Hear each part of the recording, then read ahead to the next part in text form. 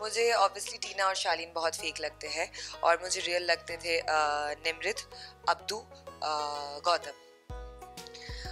किसकी यूँ आ सकती है? वैसे एक लव स्टोरी जो कि बहुत स्ट्रॉन्ग है वो है प्रियंका और अंकित। पर अंकित से मेरी कई बार बात हो चुकी है, उनको एक्चुअली ज़िंदगी में शादी ही नहीं करनी है, जो उन्होंने बताया हमें। सबसे ज़्यादा अच्छा इज़ विद गौतम, उसके बाद या Nimrit Gautam on the same level I would say, उसके बाद अब्दू। देखिए फेयर अनफेयर का तो हम कुछ बोल नहीं सकते, पर डेफिनेटली मैं ये बोलूँगी मेरे लिए एक्सट्रीमली शॉकिंग था।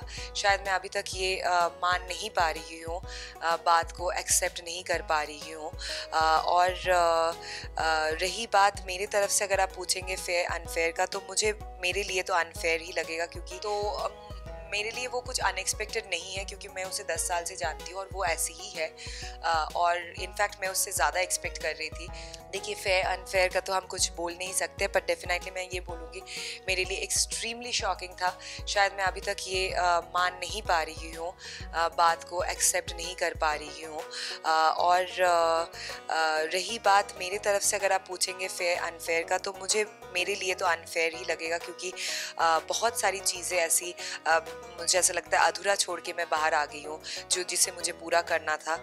ऑडियंस को मुझे शायद और एक मौका देना चाहिए था, और मुझे आगे देखना चाहिए था उनको, क्योंकि मेरे सारे 14 दिन बहुत ही कम होता है, मेरे सारे पहलू अभी तक खुले भी नहीं थे। बट या I think I was not that lucky कि मुझे वोट्स कम मिले। और साथ में सबसे ज़्यादा टीना के साथ आपने जो काफ़ी फाइट देखी है, तो उसके बारे में आप क्या कुछ कहना चाहेंगे? ऑनेस्टली मैंने टीना के साथ ऐसे तो कुछ एकदम लिटरल फाइट हुआ नहीं है, बट अंडर करंट कॉन्स्टेंटली था। उससे पता चल ही रहा था कि हम एक दूसरे को पसंद नहीं करते हैं, और उसने बहुत सारी चीज़ें ऐसे मेरे पीठ पीछे बोला है, जो मुझे कहीं ना कहीं से किसी ना किसी से पता चला है।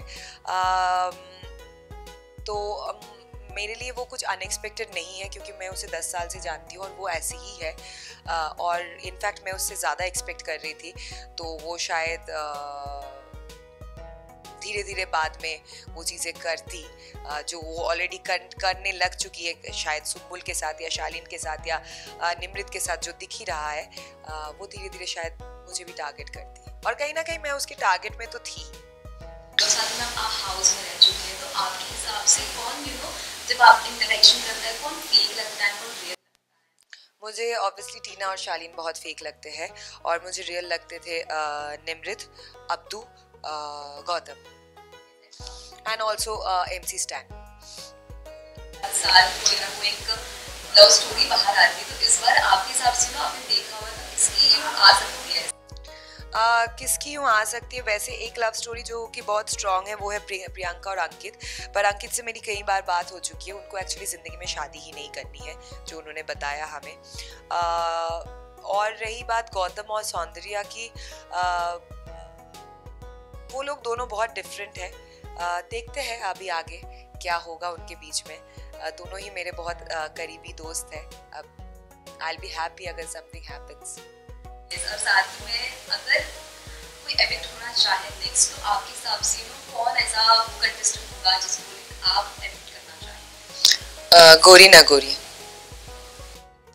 क्योंकि उनका स्टैंड पॉइंट मुझे कुछ दिखा नहीं शो में। वो पहले एक हफ्ता एकदम डिफरेंट टाइप की थी, और एकदम से 180 डिग्री टर्न कर गई, और हर चीज़ में उसको घुस के झगड़ा करने का एक मोड पे आ गई थी वो। कि उसको लग रहा था अच्छा मैं अगर इधर कुछ कर नहीं रही हूँ तो ऐसे झगड़ा करती हूँ, उगली करती हूँ लोगों को। But I don't think that's what is big boss about. सबसे ज़्यादा किसके साथ अच्छी बॉन्डिंग बन चुकी है? सबसे ज़्यादा अच्छा इज़ विद गौतम, उसके बाद या Nimrit Gautam on the same level I would say, उसके बाद अब्दू, या तो अभी जो है आप किसको सबसे ज़्यादा सपोर्ट करेंगे, वोट करेंगे? मैं किसको ज़्यादा सपोर्ट करूँगी और वोट करूँगी? इन तीनों को ही। लास्टली अगर पूछा जाए आपकी जर्नी के बारे में, तो कैसी रही आपकी जर्नी अब तक की बिग बॉस के अंदर? क्या कुछ आपने एक्सपेक्ट किया था, क्या कुछ आपको डिसअपॉइंटमेंट्स हुई? जर्नी बहुत ही खूबसूरत रहा है। मैं बहुत ही खुश हूँ कि मुझे ये मौका मिला, that I was a part of Bigg Boss. It's a privilege to be a part of Bigg Boss, क्योंकि मुझे बहुत कुछ छोटी छोटी चीज़ें सीखने के लिए मिला। मेरा पेशेंस लेवल बढ़ गया है। मैं as a strong human being बाहर आई हूँ, और सोचिए ये अगर 14 दिन में हो सकता है तो जो लोग और आगे तक जाएंगे, या मैं अगर और आगे तक जाती तो और कितना बदलाव आ सकता था। और एक आपके अंदर यूनिटी का जो फीलिंग होता है, हार्मनी का जो फीलिंग होता है, वो आपको सिखाता है कि आप कभी कभी इमोशंस में आके आप लड़ाई झगड़ा भी कर लो, पर उसको फॉरगिव करके, फॉरगेट करके, वापस से मैच्योर इंसान की तरह उसको सॉर्ट आउट करके कैसे और उन लोगों के साथ मिल के रह सकते हो। मैं मेरे जर्नी और मेरे पॉइंट ऑफ व्यू से बोल रही हूँ, वो भी मुझे सीखने के लिए मिला।